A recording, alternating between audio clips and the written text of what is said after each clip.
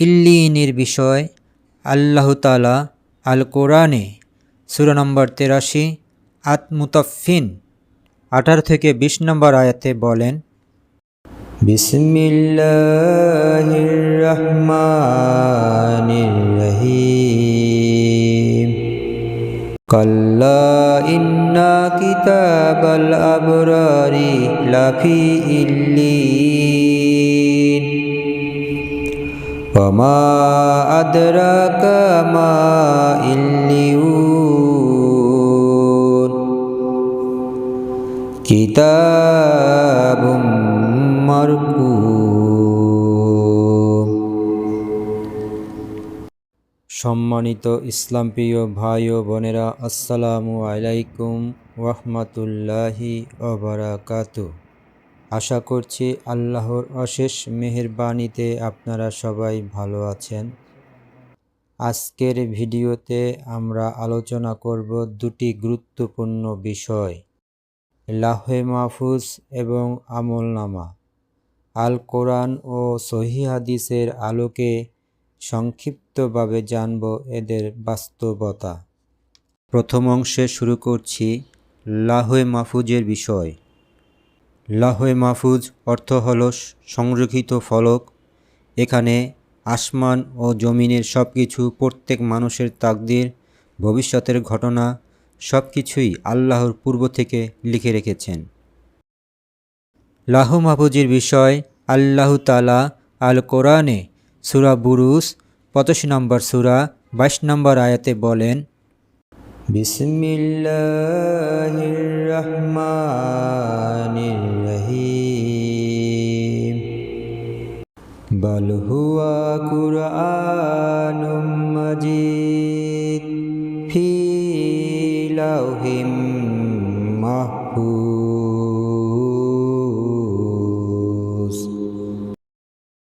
অর্থাৎ বরং এটি এক মহিমান্বিত কোরআন যা সংরক্ষিত লাউহে মাহফুজে লিপিবদ্ধ।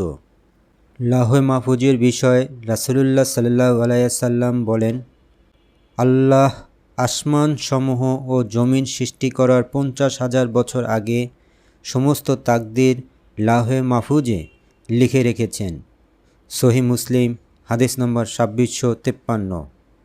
লাউহে মাহফুজের বিষয় আল্লাহ তাআলা ৫৭ নম্বর সূরা আল হাদীদ ২২ নম্বর আয়াতে বলেন, মা আসাবা মিন মুসিবাতিন ফিল আরদি ওয়ালা ফি আনফুসিকুম ইল্লা ফি কিতাবিম মিন ক্বাবলি আন নাবরাআহা ইন্না যালিকা আলাল্লাহি ইয়াসির।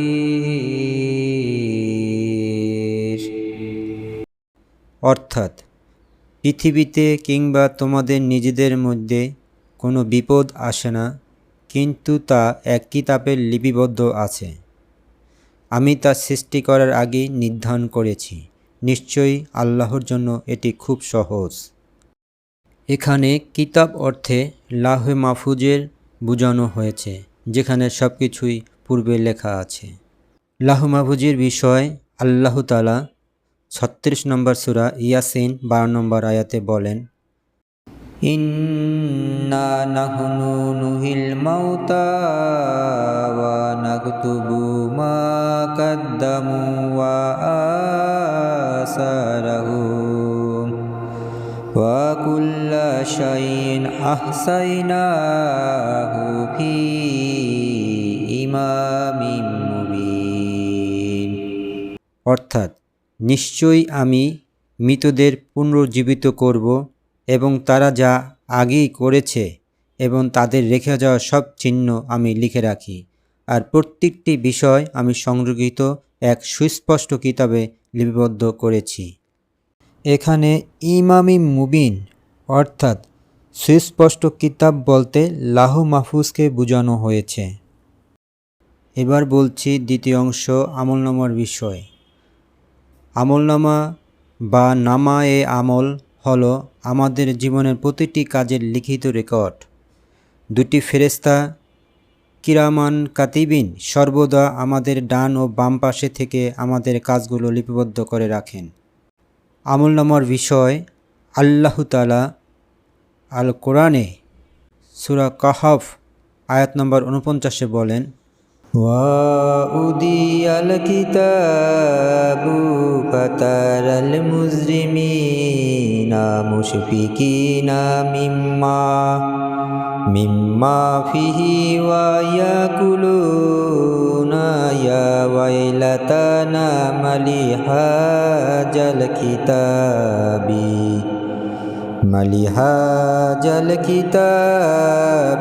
লা ইউগাদিরু সাগীরাতান ওয়ালা কাবীরাতান ইল্লা আহসাহা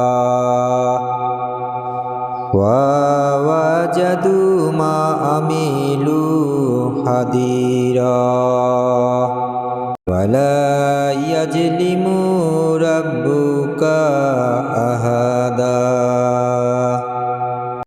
অর্থাৎ আর তাদের আমলনামা সামনে রাখা হবে, তাতে যা কিছু আছে তার কারণে তুমি অপরাধীদেরকে ভীত সম্ভ্রান্ত দেখতে পাবে। তারা বলবে, হায় আফসোস, এটা কেমন আমলনামা, যাতে ছোট বড় কোনো কিছুই বাদ যায়নি, বরং সব কিছুই এতে লেখা আছে। আর তারা তাদের কৃতকর্ম সামনে বিদ্যমান দেখতে পাবে। আর আপনার রব কারো প্রতি সামান্যতম জুলুম করেন না। কোরআনে আমলনামা বা মানুষের কৃতকর্মের হিসাবের কথা একাধিক আয়াতে উল্লেখ আছে। যদিও সরাসরি আমলনামা শব্দটি ব্যবহার করা হয়নি, বরং এর সমর্থক শব্দ যেমন কিতাব অর্থাৎ দলিল, সিজ্জিন এবং ইল্লিয়িন ব্যবহার করা হয়েছে। রাসূল পাক সাল্লাল্লাহু আলাইহি ওয়াসাল্লাম আমলনামার বিষয় বলেন, মানুষ যখনই একটি কথা উচ্চারণ করে তার পাশে থাকা ফেরেশতারা সঙ্গে সঙ্গে তা লিপিবদ্ধ করে। তিরমিজি হাদিস নম্বর 3375।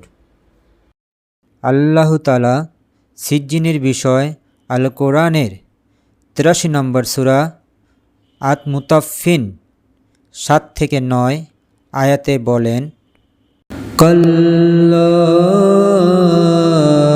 ইন্না কিতাবাল ফুজ্জারি লাফি সিজ্জিন ওয়া মা আদরাকা মা সিজ্জিন কিতাবুম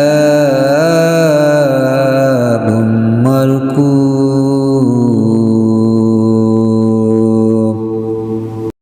অর্থাৎ কখনো নয়, নিশ্চয়ই পাপীদের আমলনামা সিজ্জিনে আছে। আর কিসে তোমাকে জানাবে সিজ্জিন কি? তা হলো লিপিবদ্ধ গ্রন্থ। ইল্লিয়িনের বিষয় আল্লাহ তাআলা আল কোরআনে সূরা নম্বর 83 আত মুতাফফিন 18-20 নম্বর আয়াতে বলেন, কাল্লা ইন্না কিতাবাল আবরারি লাফি ইল্লিয়িন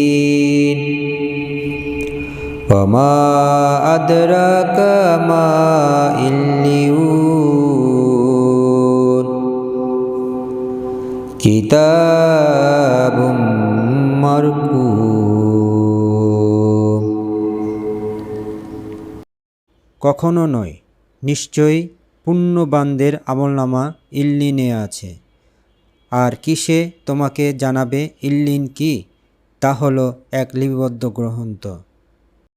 এই আয়াতগুলো থেকে বোঝা যায় যে মানুষের প্রতিটি কর্মের হিসাব একটি বিশেষ গ্রন্থে লিপিবদ্ধ করা হয়, যা কিয়ামতের দিন তাদের সামনে পেশ করা হবে। লাহু মাহফুজে আল্লাহর নির্ধারিত তাকদীর লেখা আছে, আর আমলনামা লিপিবদ্ধ হয় আমাদের প্রতিদিনের কাজ।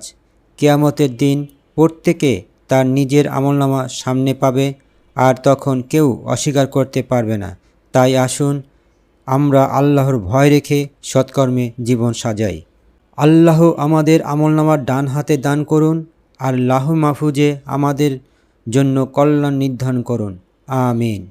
ভিডিওটি ভালো লাগলে লাইক দিন, ইসলামী জ্ঞান ছড়িয়ে দিতে শেয়ার করুন এবং আরও সুন্দর কোরআন হাদিস ভিত্তিক ভিডিও পেতে আমাদের চ্যানেলকে সাবস্ক্রাইব করুন। ওয়াখির দাওয়ানা আলহামদুলিল্লাহি রাব্বিল আলামিন। আসসালামু আলাইকুম ওয়া রাহমাতুল্লাহি ওয়া বারাকাতুহু।